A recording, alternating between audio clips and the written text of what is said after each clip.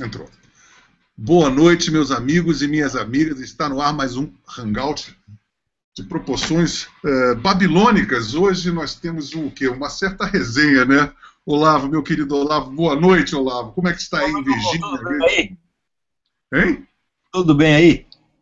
Tudo maravilhoso, por incrível que pareça, né? Como é que eu posso te dizer uma coisa dessas numa situação em que nos encontramos? Mas, eu não sei, um mar de tranquilidade invadiu a minha alma e me surpreendeu muito esse meu estado de espírito diante de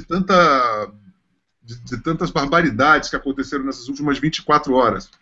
Mas, não sei porquê, eu acho que nós temos algumas arestas que nos darão alguns motivos para, quem sabe, comemorarmos alguma coisa em breve, né?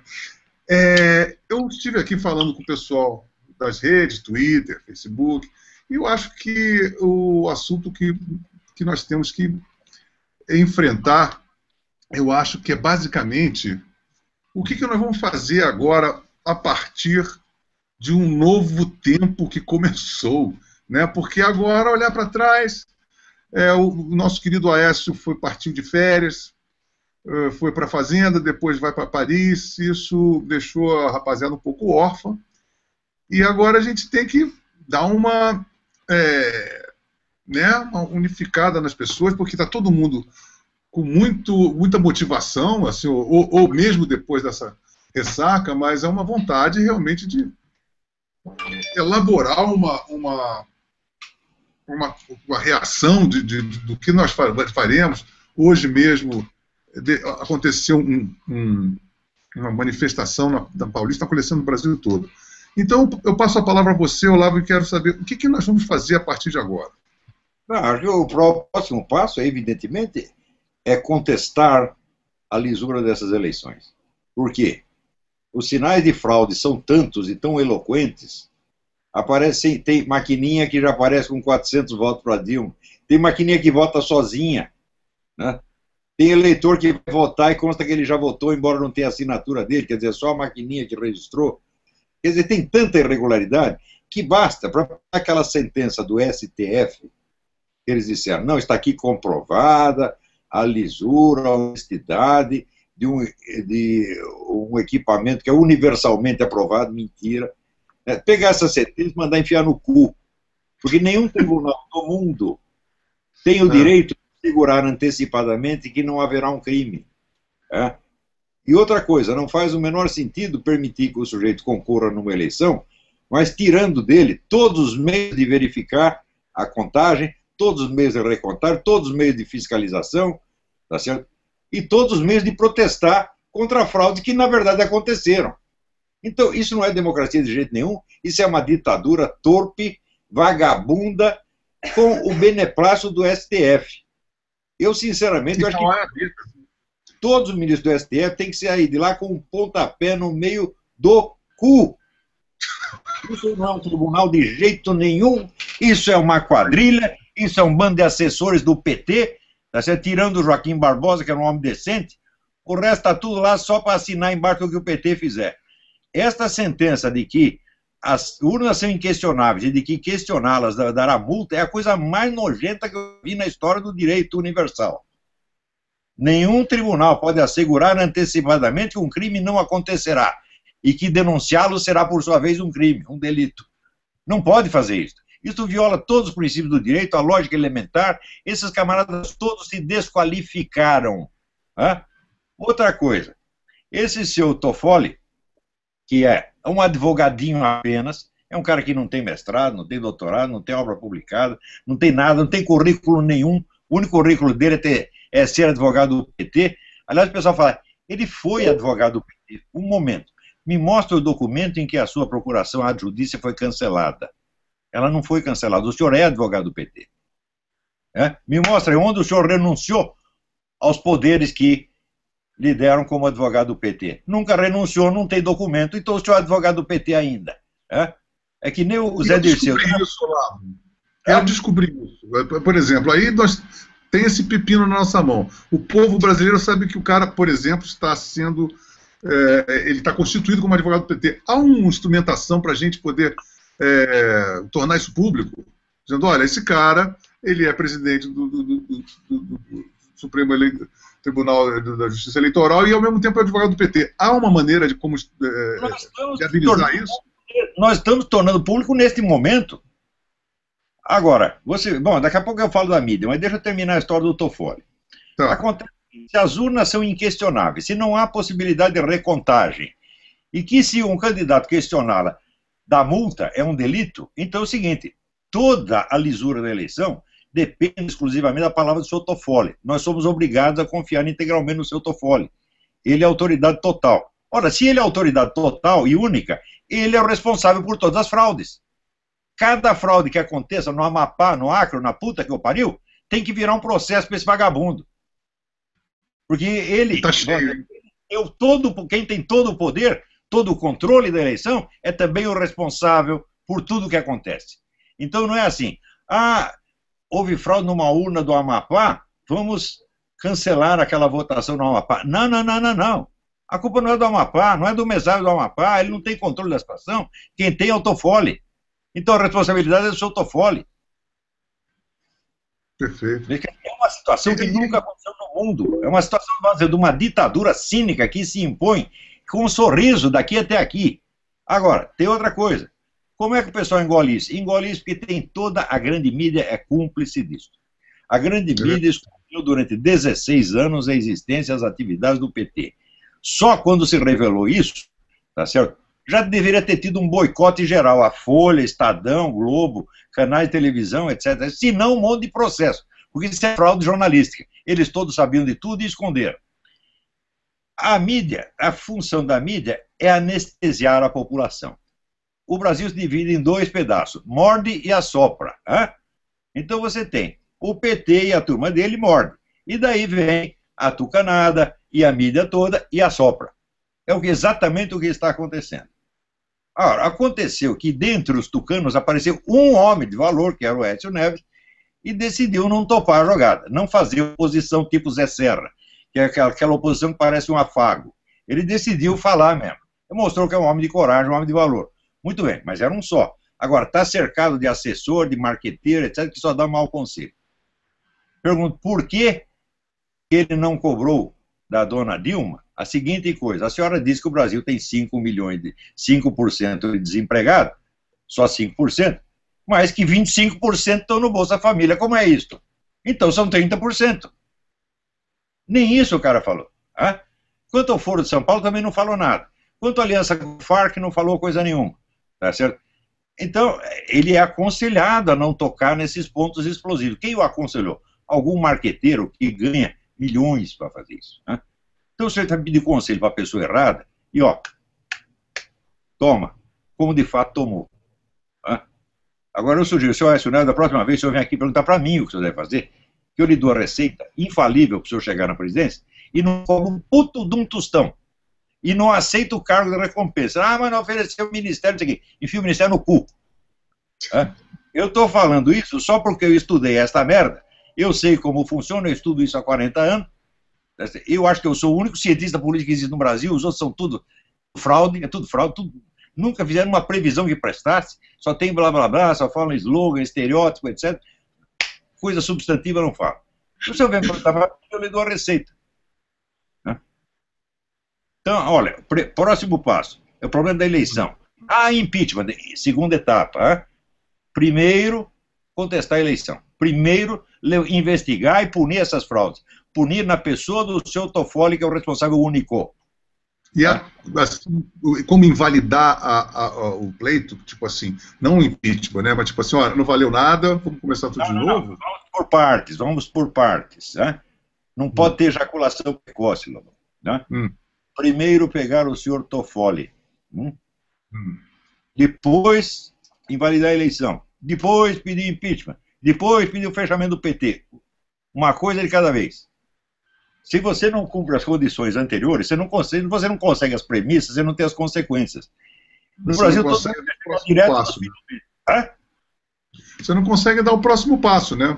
Não, você quer dar todos os passos de uma vez, não é possível. Tem que ir por partes. Então, o primeiro passo é impugnar essa eleição, mostrar que houve fraude e punir o Toffoli e ir em cima do STF. É? Pedir a destituição do STF no Senado, do STF inteiro. Todos os que subscreveram essa sentença têm que ser destituídos. Mas por partes. Primeiro o Toffoli. O Toffoli, como é que se diz? Ele é, vamos dizer, o equipamento que veio parar na nossa mão. É com o Toffoli que nós vamos foder com todo mundo. Ele é a piroca, tá entendendo? Que nós vamos usar. Ele se ofereceu gentilmente. Já que na hora que ele assumiu todo o controle da eleição, ele está se oferecendo gentilmente, né, para ser um instrumento que vai castigar os vagabundos. É o ponta de lança, o rompedor. Exatamente. Exatamente. Pois é. E isso é muito importante você falar, Olavo, porque é o seguinte, tá aqui, as pessoas ficaram meio órfãs em relação ao que fazer. Eu acho que essa hora é uma hora muito precisa de a gente manter a nossa tranquilidade, manter o foco, manter a concentração e a organização de etapas, como você está falando. E o negócio agora é pegar o Toffoli, né? E agora a gente teria que arranjar um grupo de advogados interessados, inclusive desde já nós fazemos esse apelo aqui ao vivo, para que a gente reúna, porque a OAB também está toda instrumentalizada lá, né? Está toda aparelhada pelo PT. Então a gente tem que fazer, a sociedade civil tem que se organizar por si própria, né? Mas é o negócio, eles consentiram que houvesse eleições. Porém, antes disso, eles prepararam todo o terreno para que não houvesse nenhuma possibilidade do adversário sair vencedor, jamais. Então, o adversário ideal deles era o Zé Serra. Como dizia o Lula, o Zé Serra não tem a menor perspectiva de poder. Ele nem quer ser presidente da República, ele só vem aqui para fingir uma oposição, fazer uma frescurinha, tá entendendo? Então ele foi lá, fez a frescurinha e a divisão do trabalho que foi feita entre os petistas e os tucanos funcionou perfeitamente durante 20 anos. Ver, o PT, eu escrevi já há muito tempo, o PT não é um partido normal que veio para concorrer com os outros e alternar-se no poder. Ele veio para mudar o sistema e criar um novo sistema à sua imagem e semelhança, um sistema do seu interesse. Nesse sistema, o tucano e a grande mídia têm a sua função. E a função é justamente a função anestésica. Dar a ideia de que está tudo normal, de que está tudo funcionando muito bem, de que estamos numa democracia, tá certo? E fazer essa brincadeira, esse fingimento de oposição que faz gente como o Zé Serra. O Aécio pareceu desobedecer a regra do jogo, e por isso mesmo ele caiu no coração do povo, tá entendendo? O primeiro que ousou fazer alguma oposição de verdade virou um ídolo nacional da noite pro dia. É um cara que o pessoal não conhecia direito, tá certo? Agora, depende dele saber se ele vai querer continuar sendo o grande líder em que ele se tornou durante estas semanas, ou se ele vai querer ir para lá do lixo da história. Se ele começar com a história, não, agora é de União Nacional, vamos fazer as pazes, ele está acabado. Ele nunca mais se levanta. Ele não se elege nem vereador para o São Tomé das Letras. Ele vai suicidar. E você viu o papo da Dilma? Olá, você viu o papo da Dilma?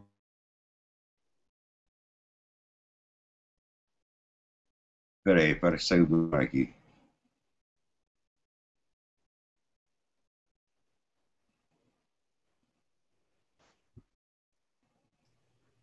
É um minutinho só, o Lago, que o Lobão acho que caiu. Vou falar com ele e já voltamos. Perfeito, perfeito. Não esqueci de falar isso. Live. Network, tá. Olavo? Oi. Acho que deu uma travada aqui, a sala está cheia, e aí eu perdi um pouco você deu uma paralisada aí. Então, só recapitulando, né? Nós temos que alinhavar essa coisa com o Toffoli, provar que ele ainda é advogado do PT. Temos esse discurso de união exatamente, a união da Dilma, né? Que quer fazer agora uma união, quer chamar a oposição, e aí sim reside o meu medo daquilo que você estava falando em relação ao PSDB, que é super chegado numa unificação, etc. e tal. E eu acredito que agora a gente tenha nascido verdadeiramente uma oposição que tenha uma cara, não somente. O discurso de conciliação que o Aécio fez depois da derrota já estava publicado na véspera, no Globo. O editorial do Globo, na véspera, é exatamente isso. A hora de conciliação. Eu disse, não, a hora não é de conciliação, é exatamente o contrário. Na hora que você acaba de sofrer um estupro, você vai conciliar com o estuprador? Isso Na é hora de uma verdade. fraude eleitoral monstruosa, nós vamos dizer, está tudo bem? Então é você consentir em ser enganado. Tá certo? Agora, se o Aécio quer consentir, ele que consenta, a carreira dele não tem nada a ver com isso. Ajudamos enquanto pudermos. Se ele não quer mais ser ajudado, foda-se. Né? Agora, nós não podemos aceitar isso. E se não há líder nenhum, não precisa. O povo já tem consciência suficiente para as pessoas se auto-organizarem e partirem para a iniciativa. Agora, o que não pode, tem várias coisas que a gente não pode fazer nos próximos meses. A primeira é o seguinte, tem um monte de gente na direita, conservador, liberal, que está preocupado com a criminalidade. Então, houve esse projeto da Dilma, né, de unificação das polícias, e aplaude para combater a criminalidade. Ora, meu Deus do céu, na hora que a mulher acaba de ganhar com uma fraude, você vai entregar todo o poder policial e militar na mão dela? Por que a situação do Brasil não é a da Venezuela? É simples. Na Venezuela, o Chávez tinha o exército e a polícia na mão. Então ele podia sair matando gente na rua.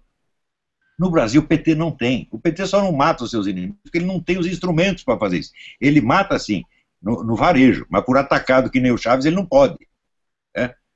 Então, entrega a polícia na mão dele, você vai ver quem eles vão pôr na cadeia. Será que vão perseguir as Farc? Vão perseguir os narcotraficantes?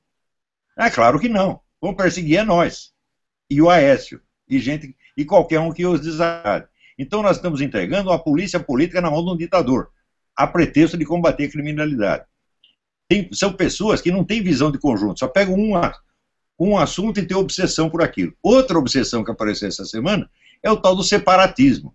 Vamos separar o sul do norte. Isso é claro que é desinformação comunista, porque se você não tem um movimento racista organizado, precisa criar a aparência de um para você poder condená-lo. Tem otário que cai nessa, né? Tem otário que cai nessa. Eu vi um monte de gente, inclusive... Otário que cai nessa. A culpa é dos nordestinos. Como culpa do nordestino? Em primeiro lugar, quem ganhou a eleição não foi o nordestino, foi uma fraude. Foi uma fraude. O brasileiro lutou muito na E saber que somos irmãos e quem incita esse separatismo é o Lula. Isso é o ódio do PT. Não podemos e a gente tem que advertir isso severamente. Vamos esquecer já, vai apagar já. Eu, na minha parte, falo, você veio com mensagem separatista aqui, está bloqueado. Não é que eu vou tirar a sua mensagem, vou bloquear você e nunca mais quero ouvir a sua conversa. Isso. Isso aí. Quer dizer, o senhor está louco para você vestir a camiseta de antinordestino, racista, e você vai e veste. Idiota. Exatamente. Idiota, às vezes não é. Às vezes é agente infiltrado mesmo. É agente provocador. Sabe que vai ter meia dúzia de 3 ou 4 que vão aderir, e aí depois eles englobam todo mundo que está achando que todos nós somos de extrema... fascismo de extrema direita, aquele papo todo deles, né?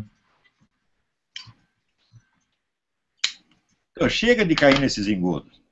Agora, você não pode esquecer que a montagem desse sistema vem de muito longe. Né?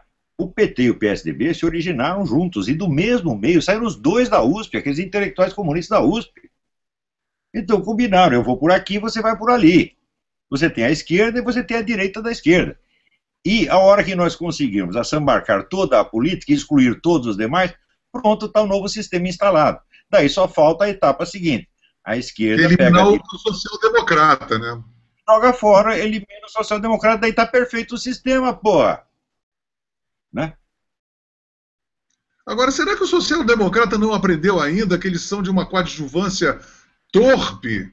E isso não será que não fere, sei lá, a vaidade pessoal de cada pessoa envolvida? Porque é um papel ridículo na história, não é não, Olavo?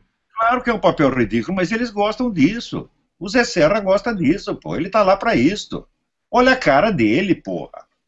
É um ser manteiga, né? É um homem feito de geleia, porra. Ele tá aí pra isso. É mulher de malandro. Quanto mais apanha, mais gosta, porra. E pois isso é o grande problema, né? O papel do PSDB. Sendo assim, Olavo, eu penso, assim, nós temos esse problema que, na verdade, é uma luta entre a esquerda com a esquerda. O nosso porvir político deveria de começar a ter uma estruturação de partidos que estivessem numa outra linha, né? É claro, porém, como a situação se precipitou, como os fatos se precipitaram e apareceu o Aécio, que é uma liderança legítima, O certo foi apoiá-lo, nós tínhamos que apoiá-lo. Ele estava fazendo a coisa certa, ué. Ele podia sair do PSDB, né? Fazer um partido grande, assim, ser um quadro a ser convidado, né? É só ele continuar falando. Né? Agora, o candidato que questionar as eleições será multado. Ele disse, eu pago a multa e vou questionar do mesmo jeito. Pode mandar via multa, eu pago, mas vou continuar falando. Por quê? Agora... Dizer, os fatos estão aí. Esse negócio da urna votando sozinha, que a gente vê no vídeo. A urna fazendo dando o sinal, o som do voto sozinha. O que é isto, porra? Quer dizer, é este o crime que, segundo o STF, jamais aconteceria? Onde já se viu um tribunal assegurar que não vai acontecer um crime, porra?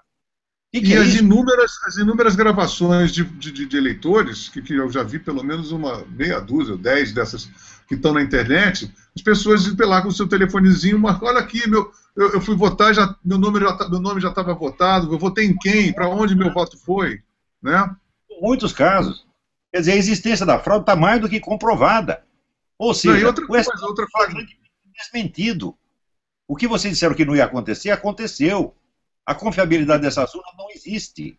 Vocês estão mentindo. Tá?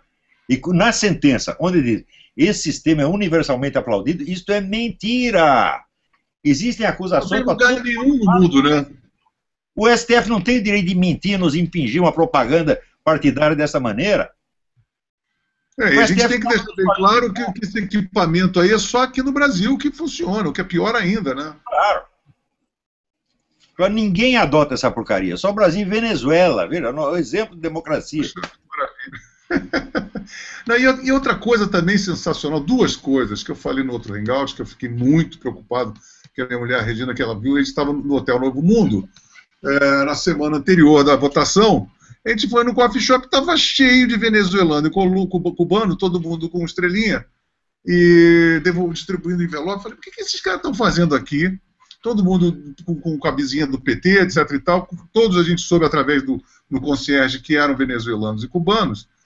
Assim, uma delegação de 300, 350 nas vésperas da eleição. Fora o fuso horário, né? Porque o fuso horário ele acabou com tudo. É uma intervenção estrangeira em assunto nacional, isso aí já é um crime monstruoso. E o responsável por botar essa gente no país é um criminoso, tem que ser preso, porra. Pois é, tem um fuso horário e também teve outra coisa inédita, que foi não acompanhar a progressão da apuração dos votos. Então a gente tem, eles adiantaram o fuso horário uma semana, pois, pensa bem, sabendo que o fuso horário é uma coisa que você pode decidir. Você antecipar o fuso horário, quando sabe que aquilo vai atrapalhar na eleição, já é uma coisa muito suspeita. Eles poderiam esperar a eleição passar para eles não ficar 3 horas esperando o resultado. E, além do mais, o cara se trancar dentro lá do tribunal e só mostrar a apuração quando já estava terminada. Isso tudo configura mais ainda, caracteriza mais ainda a nossa suspeita, né? Mas sem sombra de dúvida. Quer dizer, eu acho que a primeira coisa realmente é questionar essa eleição. Fazer aquilo que o STF diz que a gente não pode fazer. Ah, não pode questionar? Pois eu vou questionar. Pode mandar a multa, eu pago esta merda. Eu pago e continuo falando. Agora, a multa se aplica ao candidato, eu não sou candidato a porra nenhuma. Agora, outra coisa, o pessoal fica toda hora cobrando de gente como eu, você. Ah, vocês têm que falar com não sei quem, vocês têm que falar com o Aécio Neves, vocês têm que falar com o general não sei o quê. Não, essa é a nossa função. Nós falamos para o público em geral. O público, os ouvintes, é que repassem a outros ouvintes e leitores aquilo que eles acham que eles devem saber. Não cabe a um jornalista escrever para cada leitor em particular, isso é absurdo. Né? Então, nós estamos cumprindo a nossa missão, Lobão. Eu estou cumprindo, você está cumprindo, o Reinaldo está cumprindo, a Gracinha, o pessoal da Rádio Voz está cumprindo, todo mundo. Então nós estamos fazendo o melhor que nós podemos e já dá um trabalho filha da puta. Agora tem um monte de cara que está dizendo para nós o que nós precisamos fazer. E também tem que deixar bem claro para as pessoas, a gente, tanto você quanto cada um de nós estamos com um trabalho absolutamente cidadão. A gente é cidadão, ninguém quer ser cargo, mais uma vez, deixar bem claro, ó, ninguém quer ser ministro, deputado aqui, não, a gente é o que a gente é, e eu acho que todo cidadão deveria estar se movimentando sem ter essa coisa na cabeça. E eu acho que isso é muito importante frisar sempre, porque tem esse cacuete, você faz alguma coisa e já se candidata a vereador, a deputado, quer ser ministro da Cultura. Isso não acontece aqui. Agora, Olavo... Qualquer cara que tem, pode enfiar no cu. Tá? Vocês querem foder com a minha vida? Me botar no ministério? O que é isso? Aqui está muito bom, eu sou um homem feliz. Eu também. Estou feliz, estou realizado, ainda tenho coisa para fazer, mas estou realizado. Se eu morrer agora, eu digo, cumpri minha missão, está tudo bem, tá limpo. Agora, tem ambição política, então você está doido, porra. Pois é, não, é como falar, assim, para mim, o cara me sugeriu um cargo público, é assim, amanhã você vai falar chinês.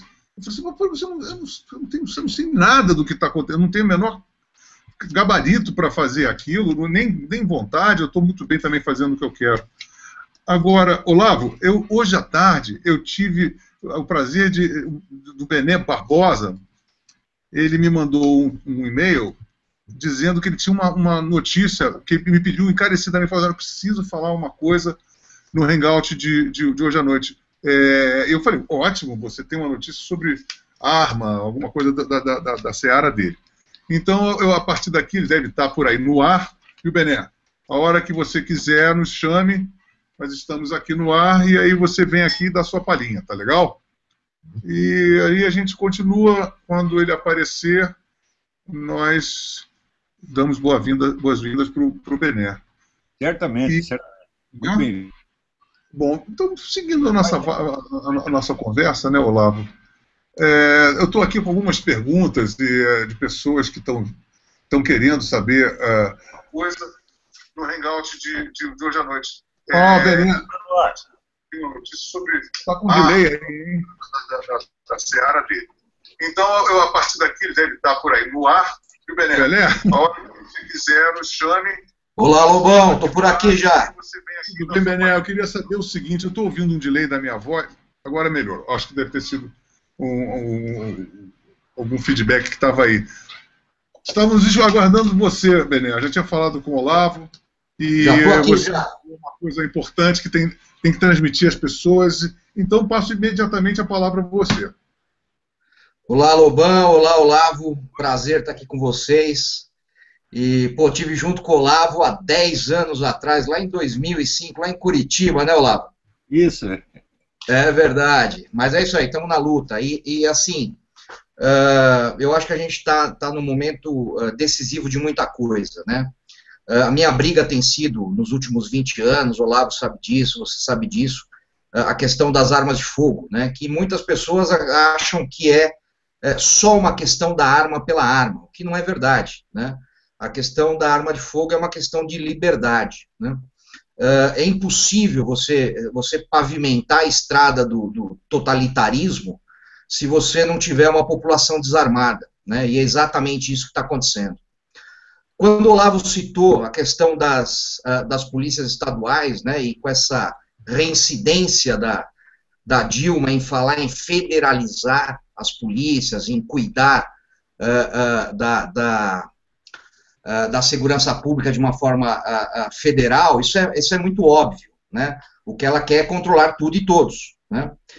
E, aliás, é uma liçãozinha que Getúlio Vargas aprendeu lá em 1932 com a Revolução, né? Tanto é que foi lá que ele criou o chamado R-105, que é um decreto-lei, né, que restringe os calibres, restringe o armamento tanto para a população civil como para as próprias polícias estaduais, né? Ele aprendeu que não era interessante você ter uma polícia estadual tão fortemente armada quanto as forças federais, quanto o Exército. Mas o que aconteceu de muito assustador há 2 semanas atrás é que houve uma reunião promovida pela DFPC, que é a Diretoria de Fiscalização de Produtos Controlados, ou seja, é uma diretoria do Exército Brasileiro, né, que faz exatamente o controle aí dessas armas que estão nas mãos dos atiradores esportivos, dos colecionadores e dos caçadores. E em 20 anos, sinceramente, eu nunca presenciei algo tão assustador como o que eu vi aquele dia, né? Eu vou citar 2 frases, e eu acho que para quem tem os ouvidos minimamente treinados, né, para esse discurso fica muito claro, né? Então, a primeira foi a seguinte, né?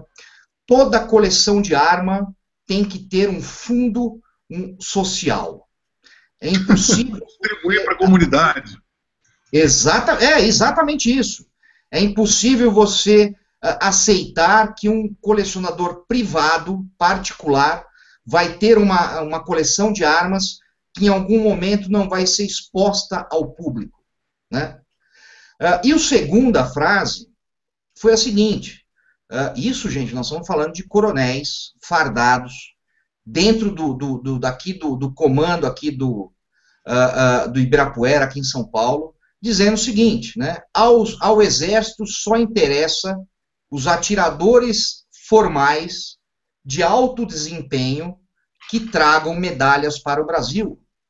Ou seja, eles estão ignorando ou, né, esmagando qualquer motivação individual, qualquer motivação pessoal, né? Então, o que ficou muito claro nessa reunião é que, assim, eles vão restringir o tiro esportivo ao máximo, eles pretendem acabar com as coleções de armas, né, e pretendem restringir também ao máximo a caça no Brasil. Então, isso é extremamente preocupante, vindo de uma instituição que até então a gente acreditava estava aí blindada dessa contaminação ideológica, né? Até o Olavo falou isso hoje no Facebook dele, e é extremamente preocupante, eu estou extremamente assustado, né? Porque o que a gente está vendo é exatamente aquilo que o Olavo falava há 20 anos atrás, né, que o desarmamento, as pessoas precisam entender isso de uma vez por todas, não tem nada a ver com criminalidade, não tem nada a ver com redução da violência, não tem nada a ver com redução dos homicídios, é simplesmente uma questão de controle social. Esse governo que aí está não aceita não possuir o monopólio da força. Isso é muito claro, é muito óbvio. E nessa leva estão entrando os cidadãos, estão entrando os atiradores, os colecionadores, os caçadores, inclusive os policiais, né, que aí já se discute, inclusive a proibição de compra de armas particulares por policiais, né? Então, eu gostaria que o Olavo, né, comentasse um pouquinho mais sobre isso, porque eu acho que é muito importante a gente reforçar essa ideia, né? Não importa se você quer ter uma arma ou não, se você vai comprar uma arma ou não, o importante é que está se implementando no Brasil, não é o desarmamento contra a violência, é o desarmamento realmente para a dominação da população brasileira. Sem dúvida. E a cumplicidade de militares com isso é a coisa mais nojenta que se pode imaginar. Porque a nação inteira confia nas Forças Armadas como uma força capaz, vamos dizer, de pelo menos criar um equilíbrio e se opor a esta prepotência do governo federal. Tá certo? E, no entanto, enquanto isso, estão lá os militares traindo o povo e se acumpliciando com esta coisa nojenta do controle de armas. Agora, você não pense o seguinte, que durante os últimos 30 anos, o pessoal do PT, os comunistas todos, se esqueceram de penetrar nas escolas militares, de fazer, de se infiltrar em tudo quanto é lugar e de fazer a cabeça dos militares. Eles não pararam com isso um único minuto. Eles tomaram, por exemplo, a Escola Superior de Guerra inteira, né? E ninguém falou nada, ninguém reclamou. Bom, nós tivemos o currículo todo da Escola Superior de Guerra, né? Bom, nós tivemos uma palestra do Stedler dentro da escola de guerra, pô. Pois é. E como é que se diz? Eu, quando fiz muitas palestras na Escola de Comando de Estado-Maior, e você via qual eram os focos de resistência, os caras que estavam ficando bravos com o que eu falei. A maioria não ficava, mas tinha um bom número, e ao mesmo tempo havia um grupo chamado, acho que Sebres, que se diziam nacionalistas, o sonho deles era se aliar ao PT. Né? Meteram nisso até o falecido general Meira Matos, fizeram a cabeça do general Meira Matos. E ele estava preocupado com assim, intervenção americana. Eu falo, como intervenção americana? Estuda um pouco, você vai ver que há 30 anos os Estados Unidos prima pela ausência na América Latina. Você não tem sequer diplomacia pública. Você não tem sequer um embaixador para falar em favor dos Estados Unidos quando atacam. Você não tem nada, é zero, zero, zero, zero. Não só é zero no sentido da ação, mas é zero no sentido da informação. Ninguém aqui nos Estados Unidos sabe merda nenhuma do que se passa na América Latina. Eu contei agora mesmo, estava contando na Radio Vox, já falei disso outras vezes, o próprio Council on Foreign Relations, que é o think tank maior dos Estados Unidos, a fábrica de presidentes, negava a existência do Foro de São Paulo, isso quando o Foro já tinha 17, 18 anos de vida. Né? Então, o que você quer? O CFR está enganando todo mundo. Chega lá, o presidente da República vai acreditar em quem? No CFR ou em mim? Eu não tenho a menor chance. Tinha uma época assim, o único negro que falava de Foro de São Paulo nos Estados Unidos inteiro era eu. Pô, apareceu o Jeffrey Nyquist, mais a meia dúzia. Mas até hoje os caras não se tocaram do que está acontecendo na América Latina. Você chegava nesses centros conservadores, eles falam, na América Latina existe tendência populista. E como tendência populista? Você tem um movimento comunista organizadíssimo, poderoso, que tem na mão a maior organização política que já existiu na história do continente. Estão tomando país atrás de país. Tá? Agora, o pessoal, realmente, muitas pessoas se iludem, dizendo assim, mas cadê o golpe comunista que o PT ia dar? Ele já deu. Aí é um princípio universal, que eu vou ensinar para vocês. Esse é o princípio universal. É tão certo quanto a aritmética elementar. Tá? Toda piroca se torna invisível a partir do momento que ela entrou no seu cu. Corolário. Corolário do princípio. O teorema de Pitágoras. Pitágoras. Corolário do princípio. Quando ela volta a ser visível, já é tarde.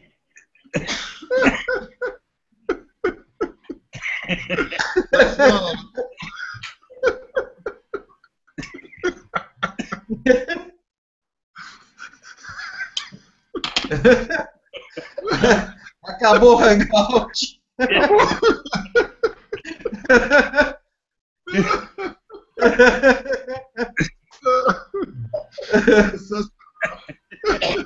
Vou botar a frase lapidada. Mas diga lá, vai lá, mete bronca aí. Então, o pessoal não entende o seguinte, ninguém estudou Antônio Gramsci, eles não entendem que essa noção de golpe comunista não existe. Que a implantação do socialismo é um processo lento, complexo e anestésico, altamente complexo, que pode se prolongar por décadas. Aliás, estava assim no próprio Karl Marx. Karl Marx dizia o seguinte, que a eliminação do capitalismo poderia se prolongar por décadas ou séculos. E o pessoal, finalmente, depois que leu Antônio Gramsci, decidiu voltar. Leu o Karl Marx e falou, porra, vai fazer assim. Não é aquele negócio, a gente faz uma revolução e toma o poder e implanta o comunismo. Não, não é assim. É de outro jeito.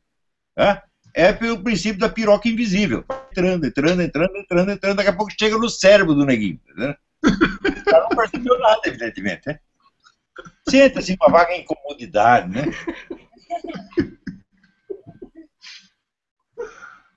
Agora, agora tem uma coisa mais complexa. Eu acabei de ler esse teu livro, que é o Debate com Alexander Dugin, que é os Estados Unidos da América, a nova ordem mundial, que, por sinal, é sensacional, e que embola mais a situação, e que é interessantíssimo, porque você vê a Rússia, que agora é um aliado brasileiro, com esse porto de Mariel, lá no estado, em Cuba, eles estão fazendo tenebrosas transações com a China e com a Rússia. A Rússia e a China estão assim, par e par, com o Brasil. E essa coisa do processo eurasiano, que aí vem uma coisa meio que de direita, meio com a Igreja Ortodoxa, que, na verdade, subscreve todas as atividades comunistas no continente latino-americano. Como é que essa suruba ideológica, política, estratégica? É coisa mais simples.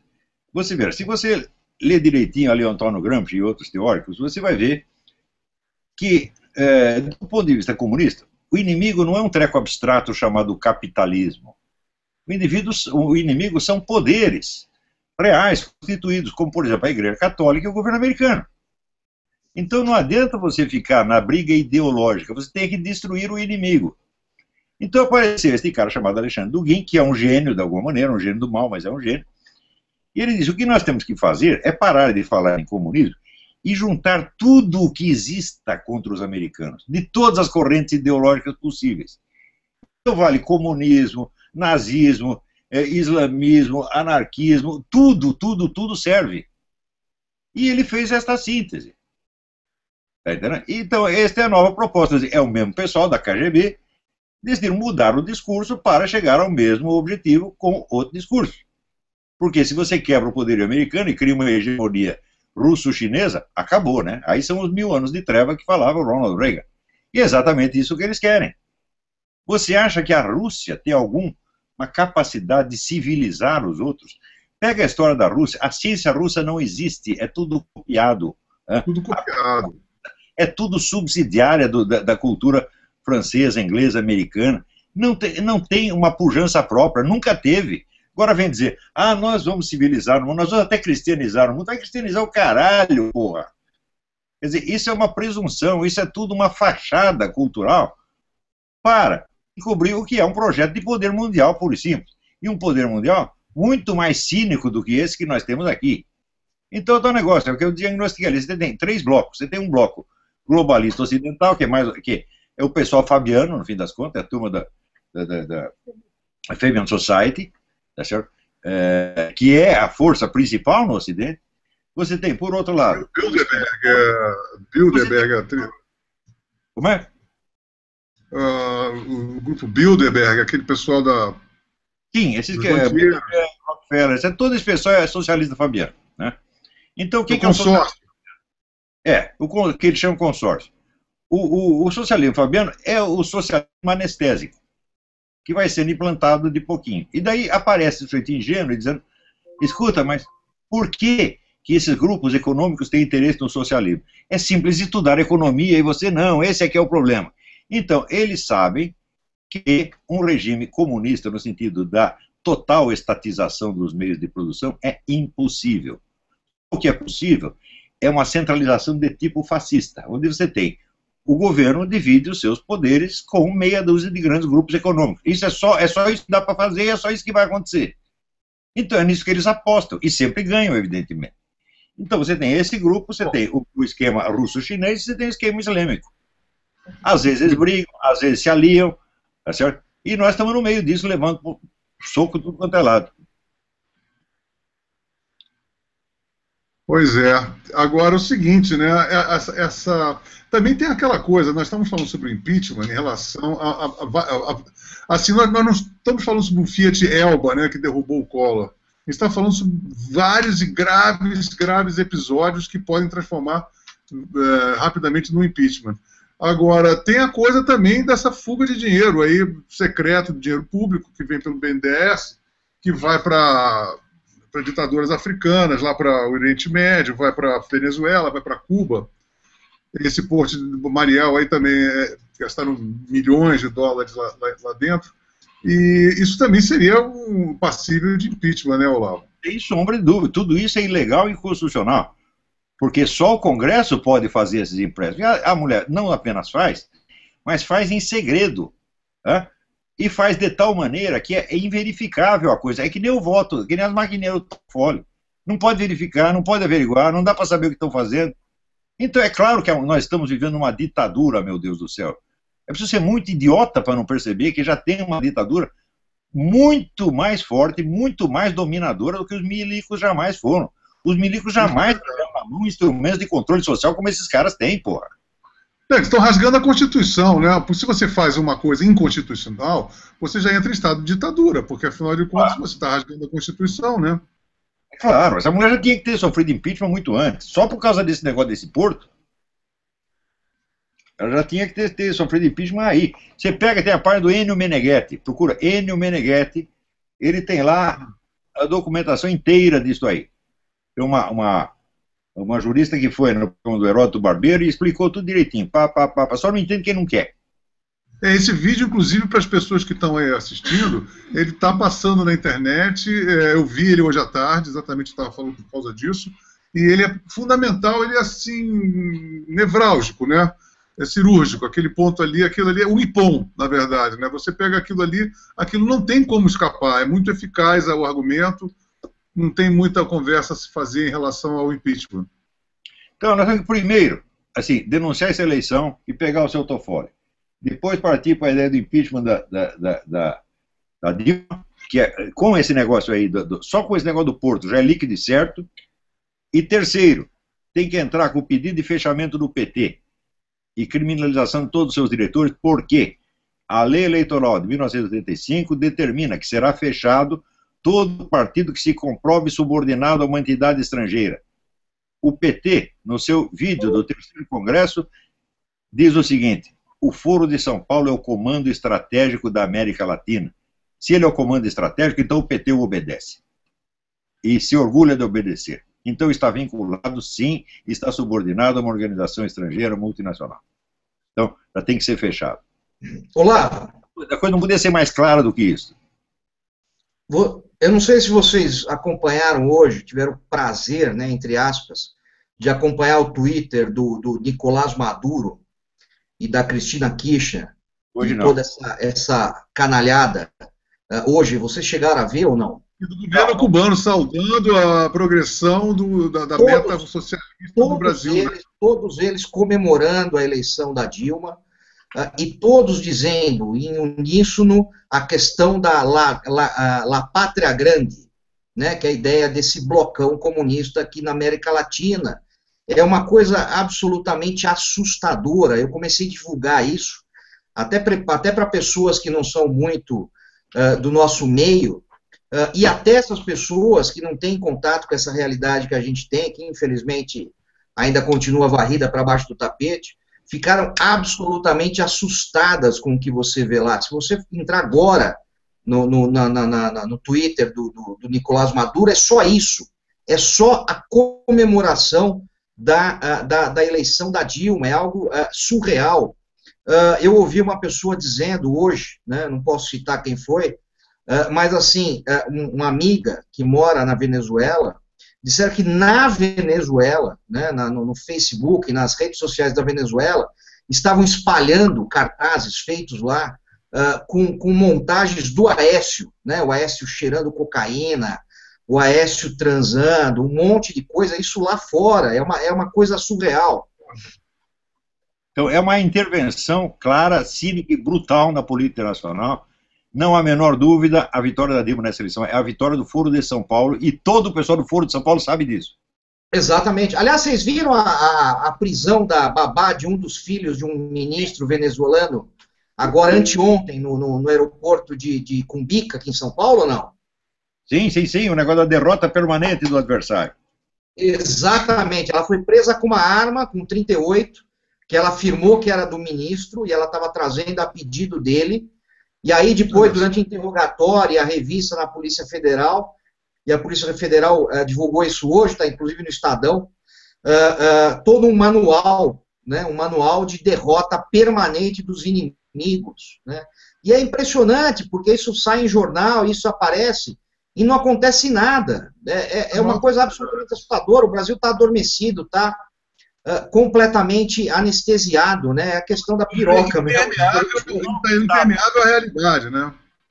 Exatamente. Em vez das Forças Armadas prestar atenção nisso, eles estão pensando em tirar a arma de caçador. Exatamente, Olavo. Como se nós... Cara, porra. Tem que responder como se nós fôssemos inimigos. Como se nós fôssemos os inimigos, entendeu? Sendo que qualquer país democrático do mundo sabe que o atirador esportivo, o caçador, é a última linha de frente, é o last hope do negócio, né? Onde tudo fracassar, é o cidadão com as suas armas que vai defender o país, todo mundo sabe disso.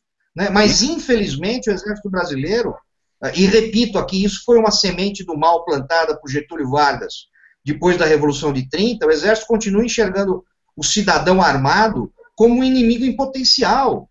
Né? Isso é ridículo. Até durante o governo militar, não se falou tanto em desarmamento como se fala hoje. Né? Porque na época eles viam o cidadão como aliado. Né? E hoje não vem mais. É horripilante.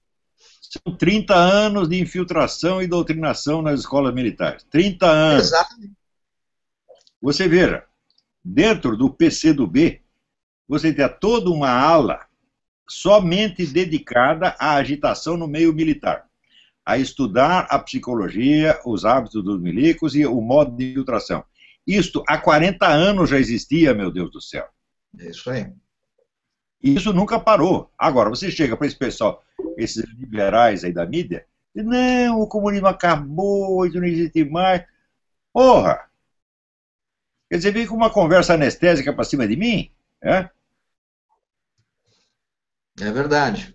Tá, nós É verdade. o cu dói, você tá entendendo? O cu dói. Não adianta passar anestesia, ele dói. Né? Tem nego que já acostumou, já não sente mais. A piroca chegou no cérebro já desativou. Tá certo?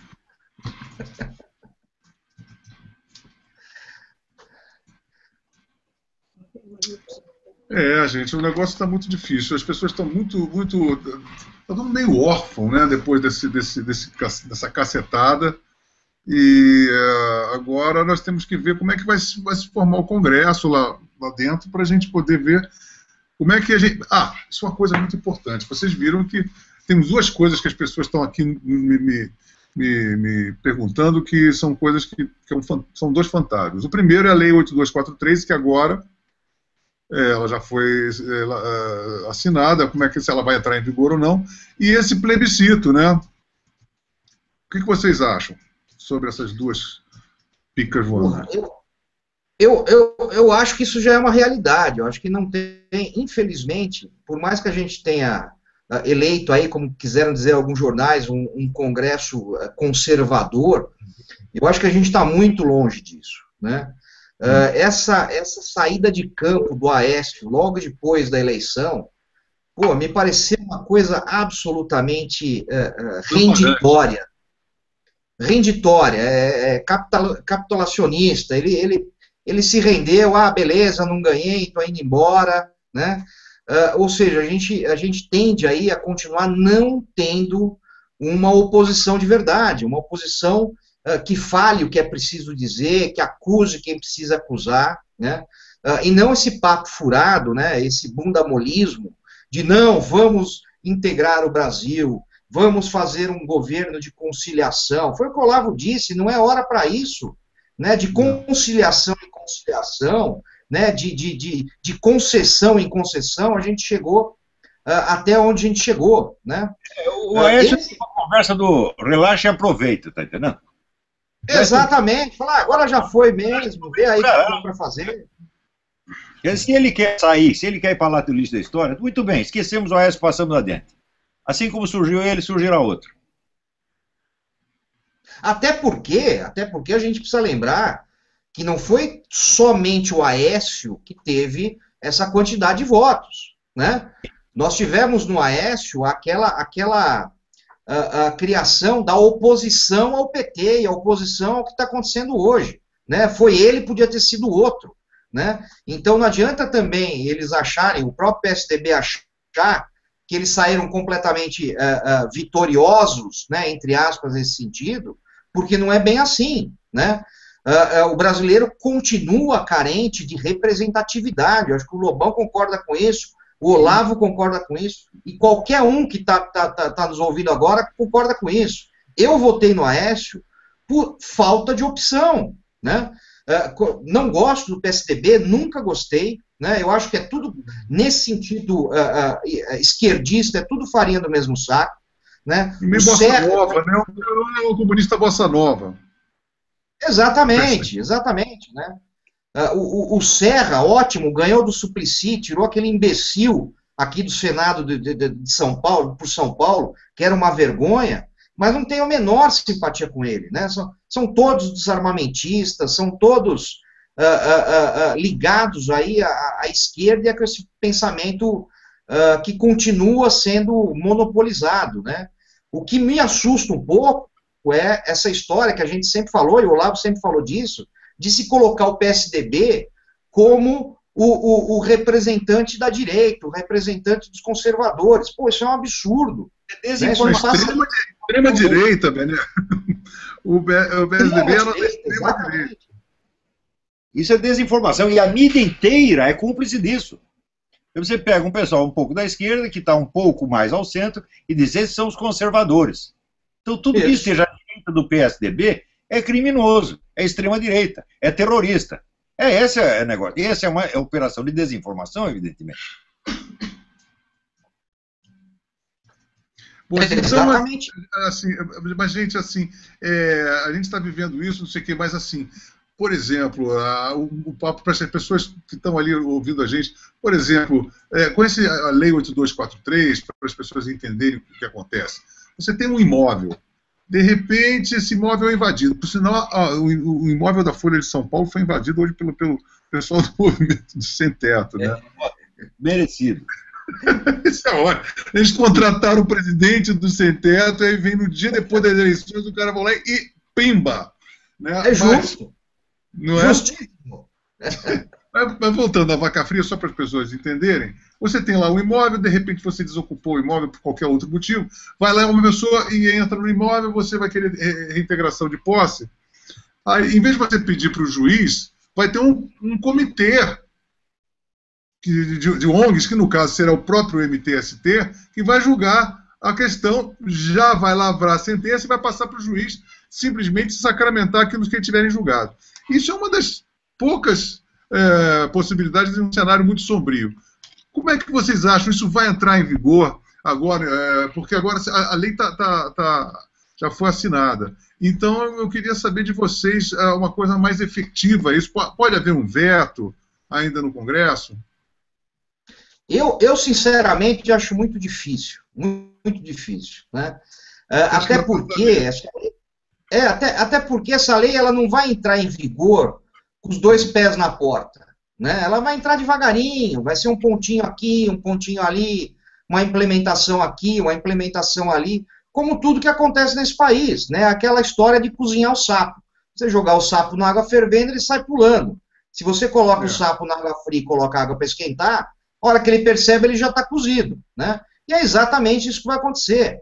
Agora, a cara de pau máxima desse governo, eu acho que é falar em plebiscito. Nós tivemos logo de cara, né? no discurso de posse. Foi no discurso de posse.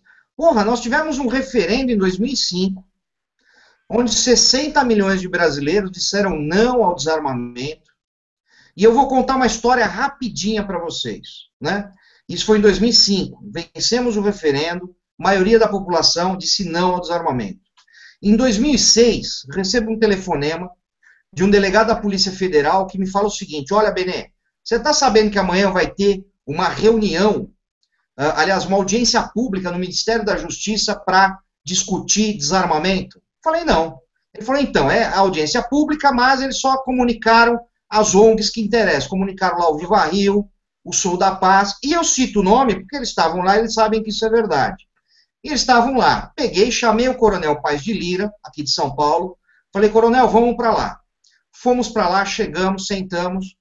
O então ministro da Justiça interino era o José Eduardo Barreto, um que tinha assumido na saída do Thomas Bastos. Né? E ele chegou atrasado, esbaforido, né, sem saber direito o que estava acontecendo, entrou na reunião, não percebeu que a gente estava lá, até então eu era um ilustre desconhecido.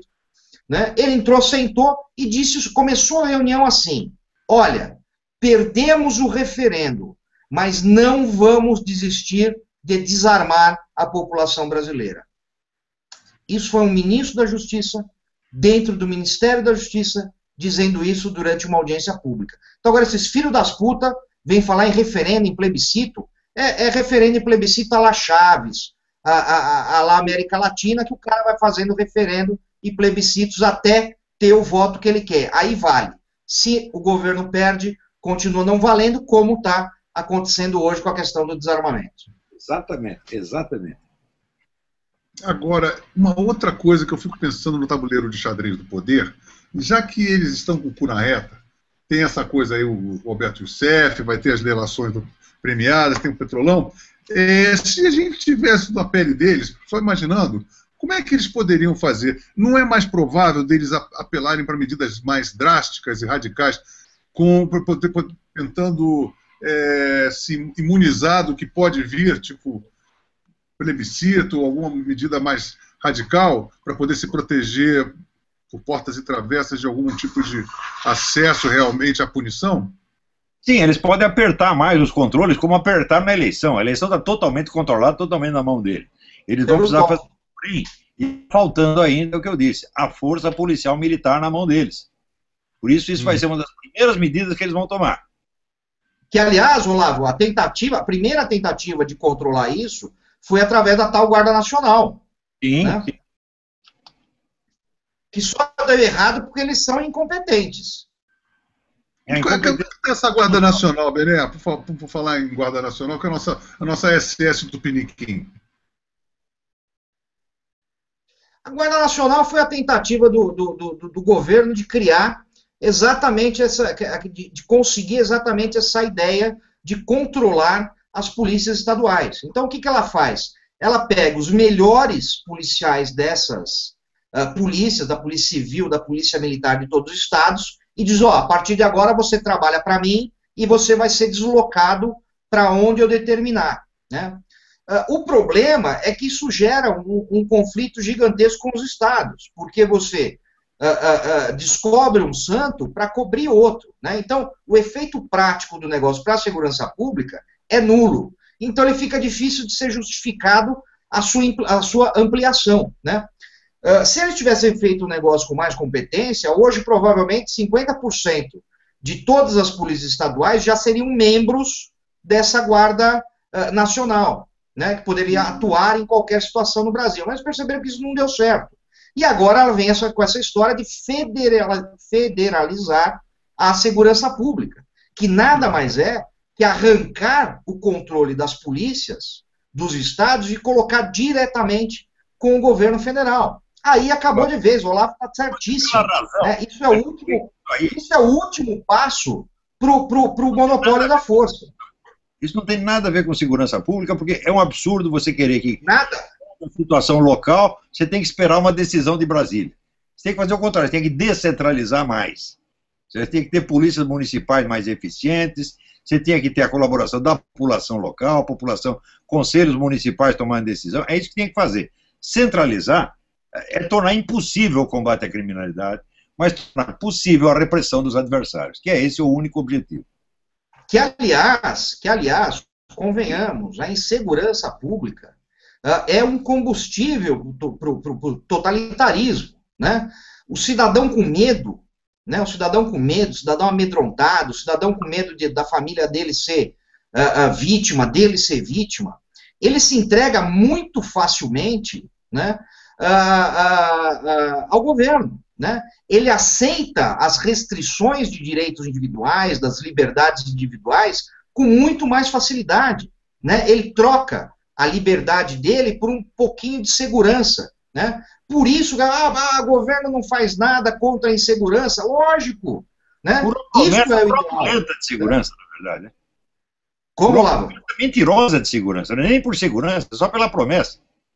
Exatamente, só pela promessa, né? Aquela coisa imaginária de que eu vou estar sendo protegido. Assim foram as campanhas de desarmamento voluntária, que o pessoal ia lá entregar arma, né? O cara entregava arma na esperança, né, de que ele estaria mais protegido fazendo isso, né? E você só consegue fazer isso quando você tem o quê? A insegurança instalada na sociedade, né? O que Hitler usou para dominar a Alemanha? A insegurança econômica, né, acusando os judeus de serem os grandes... O banditismo foi estimulado pela esquerda brasileira durante 50 anos.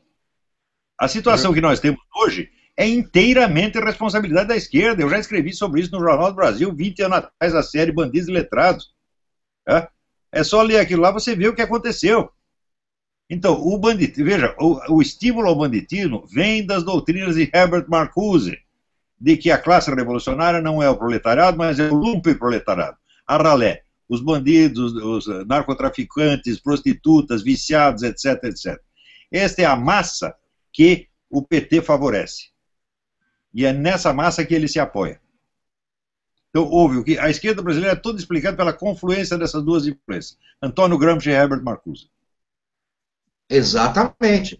Tanto é que você sabe, Olavo, que aqui no Brasil os presidiários votam, né?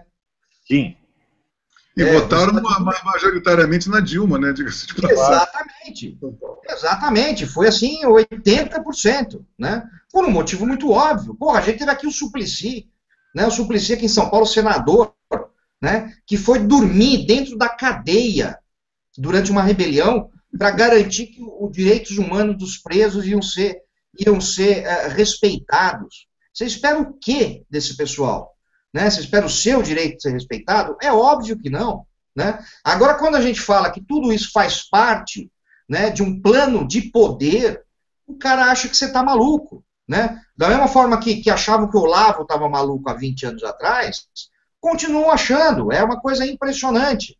Né? Nem tanto, Bené, eu acho que agora, eu não sei, eu viajei nesses últimos 15 dias para a Bahia, para o interior de Minas Gerais, para o interior de São Paulo, Rio de Janeiro, e parece que está todo mundo assim, porteiro do aeroporto, fala assim, puxa, Lobão, acho que a gente vai ter que sair do Brasil, meu Deus, o comunismo, essas palavras que eram totalmente proibitivas de você falar, golpe, comunismo, bolivarianismo, isso tudo está muito presente na nossa vida diária. Você não percebe isso? Você vê a velocidade com que esse pessoal passa da afetação de tranquilidade olímpica para o pânico total. Num dia assim, não, isso acabou. No dia seguinte, viu o comunismo, vamos fugir. São duas coisas histéricas, as duas coisas são histéricas, evidentemente. Não é nem uma coisa nem outra a realidade. A realidade é a seguinte, o esquema comunista está avançando e está em tempo da gente combatê-lo e quebrá-lo. Esta é a verdade. Isso é importantíssimo dizer, né?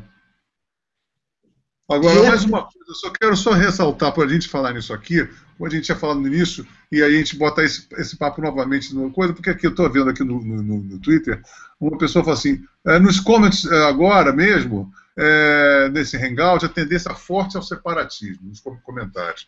Eu acho que é melhor a gente dar mais uma vez, já que tem uma oscilação de visitantes na nossa sala, isso é muito importante a gente mostrar que isso não pode acontecer, a gente não pode ceder aí. Separatismo ou caralho. Esse negócio ou é desinformação ou é loucura pura e simples. Esqueça. Vocês não sabem quantos votos a Dilma teve no Nordeste. Vocês não têm a menor ideia, porque houve fraude. O problema é a fraude. Agora fica esse negócio anti-nordestino, que é uma coisa de gente inferior, porra. É isso aí. É isso aí. E olha, e mesmo tendo aí, obviamente, houve fraude, né, muito claro isso, né, mesmo assim, se você for pegar Sul e Sudeste, né, comparado ao Norte e Nordeste, o Sul e Sudeste deu 2 milhões de votos a mais para Dilma. Pois é. O Rio de Janeiro também ela ganhou. O Nordeste deu 24 milhões, o Sul e Sudeste deu 26 milhões. Assim, não se separe-se dos petistas e comunistas. Não seja mais amigo de comunista, porra. Manda enfiar amizade no cu. Não, nós temos a nossa amizade, está acima de divergência de ordem. O caralho, o comunista não tem amigo. O comunista só tem gente para ele usar. O comunista só tem instrumento e está usando você, porra. Manda enfiar amizade no cu. Esqueça isso. Rompa definitivamente. Mas é minha tia, minha avó. Manda merda. É minha mãe. Manda merda, porra. O comunista é um cara que tem ausência de empatia, né? Ele não tem o afeto desenvolvido. Não é um histérico. Não é bom você andar com um nem com o outro, mesmo que seja sua mãe. É verdade. É isso aí. Agora, por falar nisso, eu tô aqui também com outra coisa que estão falando, que é uma coisa sobre um fenômeno que está acontecendo com a minha pessoa, que eu estou muito envaidecido, que é um procedimento, vocês não sabem, não vou ter que informar isso a vocês, mas eu entrei no World Trend Topics aqui, sendo assim, eu estou muito...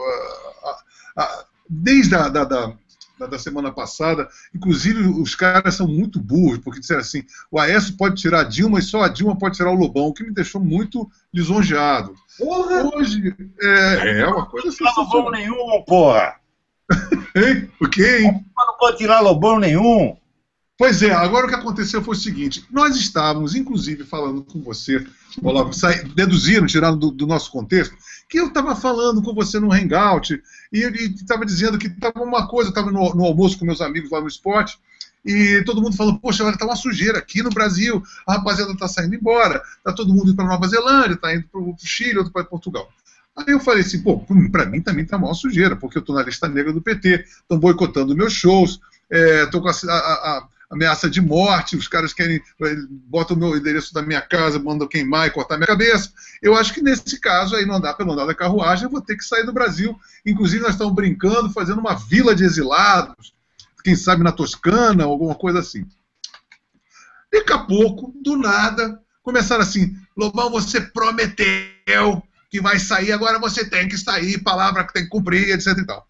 E agora é engraçado isso, porque é uma questão da patocracia que é entre histéricos e psicopatas. Aí você vem, você vai estudando os comments que vem e tá assim, e aí, promessa é dívida, amarelou, e aí nós estamos com um espetáculo aqui muito pior do que a ditadura militar, que tinha aquele ame ou deixo. Primeiro aquele episódio da depredação do prédio da Abril. Eles estão agora querendo acabar com a Globo. Com a Folha de São Paulo já invadiram. E botaram um Boeing lá, um avião, botando todos os opositores para fora do Brasil. Eu, não sei por que cargas d'água, ganhei uma protuberância absolutamente carismática que eu, inclusive, fiquei muito eu fiquei muito lisonjeado. Agora, esse fenômeno eu gostaria de tratar com vocês porque ele é o que eu acho muito interessante é a falta de criatividade e a repetição dos impropérios. Você está entendendo? O padrão é muito parecido, é a mesma coisa. Seu fracassado, me chamaram o rei da suruba, muito obrigado. Eu não tenho. Outro dia naquele no nosso último reato, eu quero entrar, entrou um vírus no meu Twitter, eu tenho que ficar tweetando num, porque eu criei 2 contas do outro, aqui. Botaram para minha mulher dizendo, o teu marido estava namorando no meio do Hangout, quer dizer, ontem, no meio das eleições, tinha uma pessoa assim, olha, o Lobão ainda está a luz acesa na janela do Lobão, ele está acesa, vamos ver se a gente cava um buraco e entra na casa do Lobão. E aí o que acontece? Está comendo a empregada. Hein? Ele está comendo a empregada.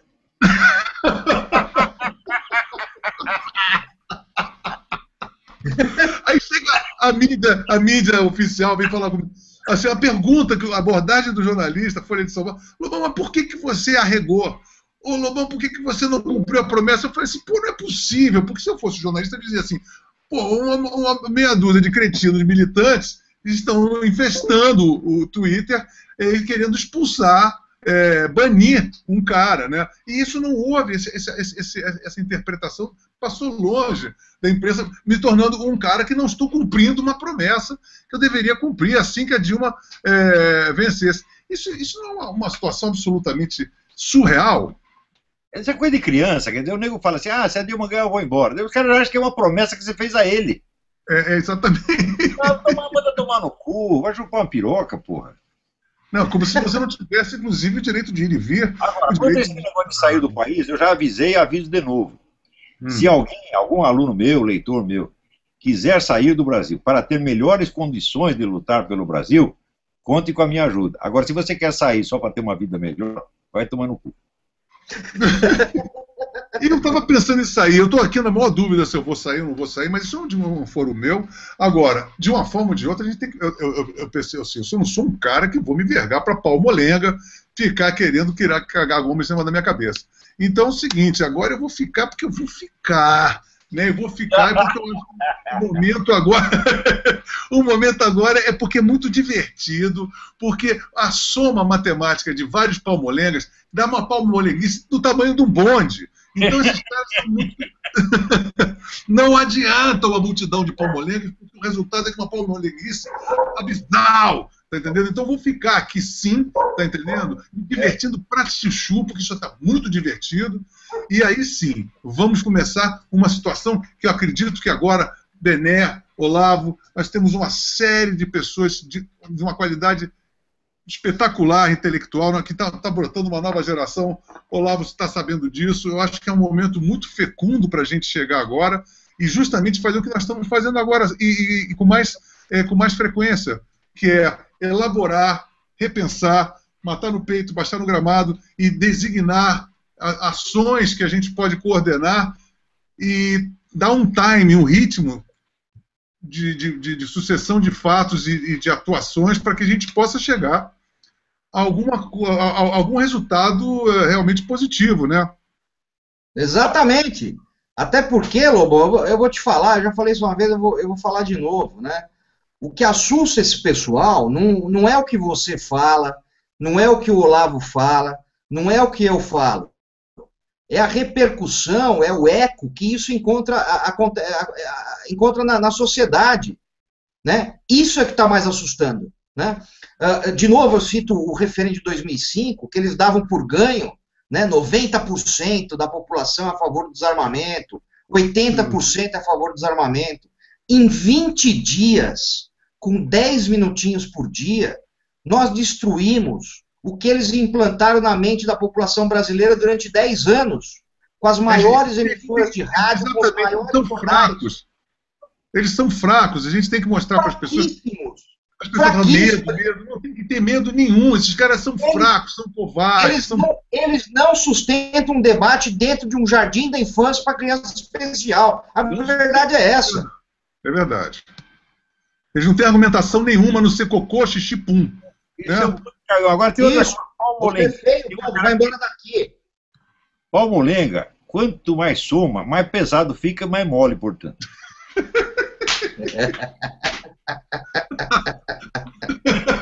Uma questão de dinâmica.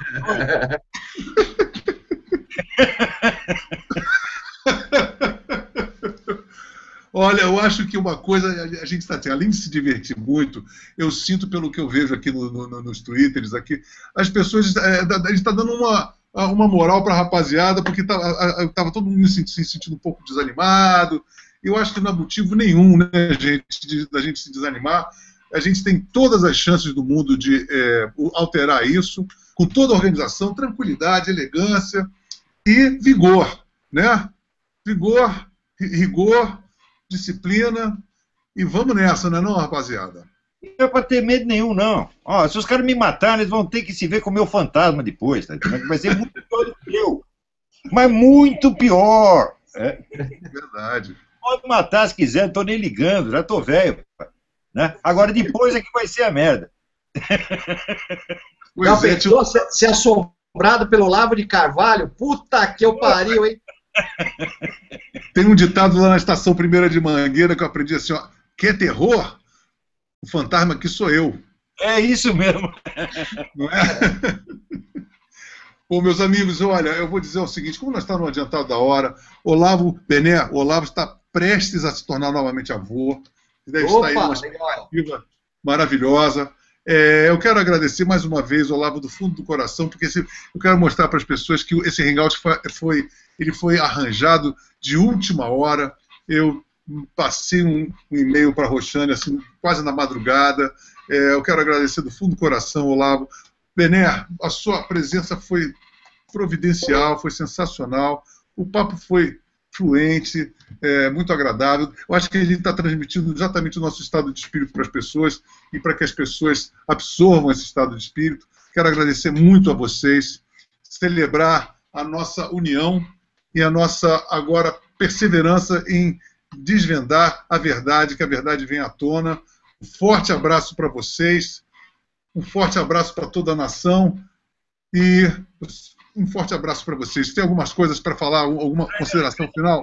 Vocês, espero estar outras vezes. Volte sempre. Valeu, Olavo. Bené? Bom, eu só tenho a agradecer, invadir este hangout, que era para ser 10 minutinhos, fiquei até o final. Sinceramente, não consegui me desconectar. Falei, não, eu não vou sair daqui. Já que eu entrei, eu não vou sair. É muito agradável, isso é muito agradável, meus amigos. Foi muito bacana. Um forte abraço para vocês, para quem está aí vendo, um forte abraço também. E até a próxima, em muito breve, se Deus quiser. Bye, bye. Bye, bye.